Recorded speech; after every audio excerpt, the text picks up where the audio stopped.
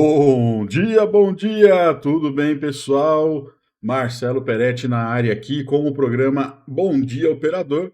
Pessoal, hoje eu não consigo fazer aí o Bom Dia Operador ao vivo, tá? Então estou gravando para vocês. Já vou subir ali no YouTube, né, para que vocês tenham as informações mais relevantes. O nosso objetivo, como vocês sabem, é sempre preparar o nosso dia de operações da forma mais filtrada possível, mais objetiva possível, né? Para que a gente tenha aí um bom preparo, sabendo os principais horários, passando pelas principais bolsas, falando ali de commodities, né, as que mais são relevantes para nós, e assim a gente consegue preparar de maneira eficiente o nosso dia de operações, ok? Bom dia, operador de hoje, então, passando aí por um panorama geral, né, índices futuros americanos operam sem direção única, enquanto os mercados asiáticos fecharam majoritariamente em baixa nesta sexta-feira, hoje é dia 11 de agosto. Investidores estão esperando, pessoal, a inflação ao produtor medida pelo IPP, o Índice de Preços ao Produtor, ou PPI, né, na sigla em inglês, enquanto repercutem o relatório de inflação ao consumidor da véspera, que veio mais suave e dentro do esperado, abrindo as portas para o Banco Central americano, Federal Reserve, pensar em pausar o ciclo de aperto monetário em setembro, tá? O consenso dos especialistas prevê que o IPP mostre um aumento aí de 0,1 percentual entre junho e julho. Ainda nos Estados Unidos, a Universidade de Michigan vai reportar o seu tradicional relatório de sentimento de inflação, a confiança do consumidor, pessoal, muito importante, medido então pela Universidade de Michigan, é um dos dados também mais relevantes aí de todo esse contexto de cenário de inflação que nós temos não só aqui no Brasil, vocês sabem, não só nos Estados Unidos, mas realmente pelo mundo inteiro, tá? Por aqui, o índice de preços ao consumidor amplo, o nosso IPCA do mês de julho, número que será divulgado aí logo na abertura do nosso mercado futuro. Já vou mostrar os horários ali no calendário, tá? A expectativa é que o indicador fique praticamente estável em relação ao de junho do mês anterior, né? Sai o de julho, referente então, fazendo essa correlação com o mês anterior. A prévia de atividade econômica do Banco Central, o famoso também IBCBR, referente ao mês de junho, que estava previsto para sexta-feira, foi adiado para segunda-feira, pessoal, por causa da operação padrão dos servidores do órgão, tá? Então vocês vão ver que esse dado está ali no calendário, mas eu já vou eliminá-lo então, porque realmente tem essa mudança. Estava previsto para hoje, está no calendário, nos calendários do dia de hoje, mas ele vai ser aí adiado, ele foi adiado e sairá então no dia 14, pessoal, na segunda-feira. Ok? Voltinha pelo mundo, começando sempre com os Estados Unidos, índices futuros americanos operam sem uma direção única nesta manhã de sexta-feira, enquanto investidores aguardam pelo índice de preços ao produtor. O indicador de inflação ao produtor vem um dia depois que os investidores se debruçaram sobre o índice de preços ao consumidor de julho, que indicou que os preços subiram 3,2% naquele acumulado do ano, né? Isso foi menos do que a estimativa de consenso, que era de 3,3%. No entanto, o núcleo do IPC, que exclui custos voláteis de alimentos e energia, subiu 4,7% em relação ao ano anterior. IPC no dia de ontem, pessoal, então, para completar o IPP que sai hoje. Na Ásia, os mercados da Ásia e Pacífico fecharam com baixa em sua maioria depois que a inflação nos Estados Unidos ficou abaixo do esperado, aumentando as esperanças de que os mercados possam ver um pouso suave, pessoal, na luta aí contra a inflação. Ainda no radar dos investidores por lá, os reguladores de mercado da China planejam realizar uma reunião com incorporadoras imobiliárias e bancos nesta sexta-feira, ressaltando a crescente urgência em lidar com o aprofundamento da crise de crédito no setor. Na Europa, os mercados têm queda generalizada, investidores continuando a digerir resultados corporativos da região e também dos últimos dados de inflação nos Estados Unidos. Na frente de dados da Europa, pessoal, os números do PIB, né, o Produto Interno Bruto do Reino Unido, surpreenderam positivamente no segundo trimestre, crescimento de 0,2 percentual, de acordo com o Office for National Statistics, né? O consumo das famílias e a produção aí manufatureira reforçaram os números. Economistas consultados pela Reuters esperavam que o PIB do Reino Unido ficasse estável no período de 3 meses, já que a demanda contínua sendo prejudicada pela política monetária apertada e também a inflação rígida. Mesmo assim, surpreendeu um pouquinho positivamente. O núcleo da inflação na França, por sua vez, ficou em 5% em julho, abaixo dos 5,7% em junho, enquanto os preços dos alimentos também desaceleraram. No campo corporativo, a UBS, ou UBS, né, pessoal, anunciou hoje que encerrou um acordo de proteção contra perdas de 9 bilhões de francos suíços, 10,27 bilhões de dólares aproximadamente, e um backstop de liquidez pública de 100 bilhões de francos suíços, originalmente implantado pelo governo suíço, quando o banco assumiu o banco rival o Credit Suisse em março, né? Vocês lembram desse episódio? As ações do UBS subiram 4% no início do pregão. Passando pelas cotações em tempo real, começando com a Ásia, mercados já fechados por lá. O Xangai caiu um pouco mais forte, pessoal, 2,01%, é uma queda relevante para o Xangai, né? 0,91 de queda para o Hang Seng e 0,84 de alta para o Japão. Mas a cotação do dia 10, pessoal, o Japão hoje tem um feriado que é o Dia da Montanha, tá? Então o Japão não abriu no dia de hoje, durante a nossa madrugada, né? A última cotação lá do dia 10, 0,84 de alta, o único dos principais índices, né, que trabalhou aí no campo positivo, na verdade não trabalhou, né? Então ele fica com a cotação do dia 10, que foi ali no campo positivo. Eurostock 50, 0,84 na queda neste exato momento, Reino Unido caindo 0,93, a Alemanha 0,54, a França 0,76 e a Itália 0,66, tá? Todas as principais bolsas da Europa no campo negativo, através do Eurostock 50 para a gente filtrar as que são mais relevantes realmente para nós. Não só para nós, né, para uma visão geral do mundo, o índice aí trabalha no campo negativo 0,82. Futuros americanos, o Dow Jones acaba de zerar a sua cotação, ele estava mais forte um pouquinho no campo negativo e volta para o 0 a 0, pessoal. O S&P trabalha com 0,09 na queda e o Nasdaq 0,21 também na queda, tá? Todos em queda, mas com essa diferença do Dow Jones, que estava um pouquinho mais acelerado e acaba voltando para sua estabilidade no 0 a 0. Percebam que nós não temos aí um dia muito bem definido em relação à direção de mercado, né? Nas principais commodities, as que mais importam para a gente, petróleo e minério de ferro, tá? Petróleo WTI 0,41 de alta, o petróleo Brent a 0,44, 86 dólares e 78 centes a cotação do petróleo Brent, mais importante por ser utilizado como referência pelas nossas empresas aqui. Minério de ferro, bolsa de Dalian, bolsa de futuros da China, alta de 2,07. Opa, um pouco mais interessante, né? 739 ienes, 102 dólares e 20 centes. Pessoal, há um tempinho já que a gente não vê aí uma variação um pouco mais relevante do minério de ferro.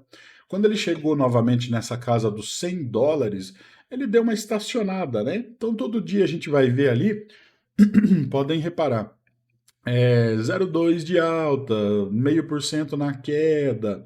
Ele não tem aí uma variação muito relevante. E hoje sim, uma alta de 2,07 é bastante importante.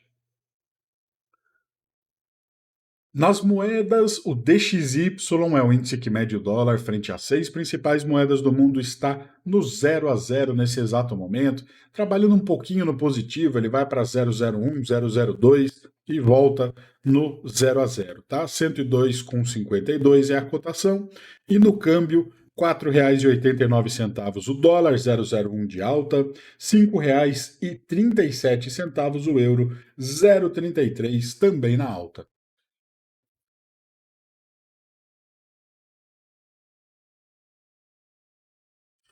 No calendário econômico, pessoal, apenas com aquela correção, então, né, que eu comentei com vocês, o IBC-BR, que é a prévia, considerada prévia do PIB, ele não sai no dia de hoje, tá? Ele estava previsto para as 9 horas, ele foi adiado então para segunda-feira, dia 14.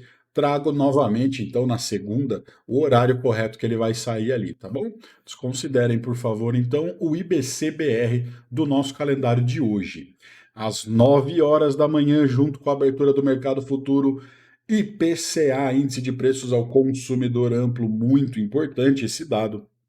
Realmente um dado de inflação que traz aí informações para nós também, pessoal, de todo esse cenário, como eu já comentei anteriormente, que não é só um problema nosso, mas sim um cenário global, né? Um cenário econômico global que vem incomodando aí os principais países, as bolsas, acaba influenciando diretamente nos nossos investimentos, né? Então a gente tem que ficar bem atento com essas questões.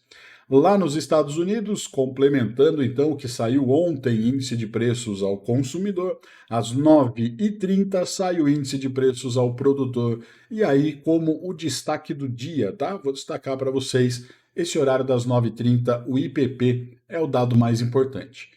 11 horas da manhã, confiança do consumidor da Universidade de Michigan, como eu já expliquei, é um índice bastante relevante, um relatório bastante relevante e bastante confiável. O Federal Reserve gosta bastante desse relatório, pessoal, medido pela Universidade de Michigan.